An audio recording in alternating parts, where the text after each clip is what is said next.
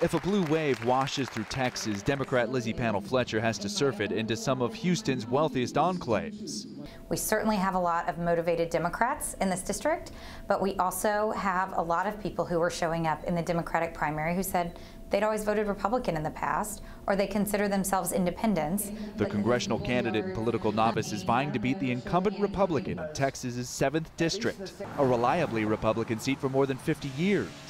And I think what we've seen from voters across the country and voters in this district is that the status quo isn't working for us. But Hillary Clinton won this district by 1.5 points in 2016, giving Democrats hope that they have a shot here. It doesn't allow me to, call myself a Republican in good faith. 7th District voter Pranav Joshi describes himself as a recovering Republican who will vote Democrat because of President Donald Trump. They blindly supported a misogynistic, racist egomaniac for the sake of power, and those are not conservative values. Those weren't Republican values. Political analysts say the Texas 7th, with voters that tend to be wealthy and highly educated, is in play.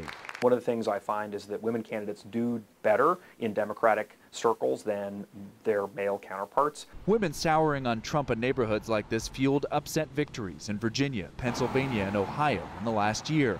For this election in Congressional District 7, suburban women are going to be the difference maker. You were there for me. But the Republican representative John Culberson and his supporters say that won't apply in 2018. I did not vote for President Trump to be my pastor.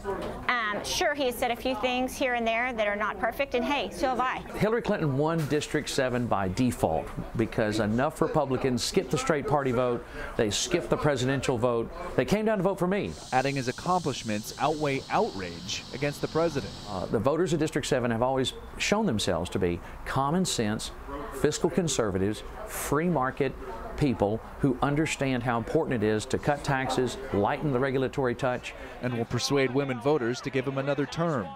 I'm definitely focused on people who I feel like I can trust, and I think for women that's a huge factor. Claire Silliman says she's leaning Republican, but concedes the race could be close.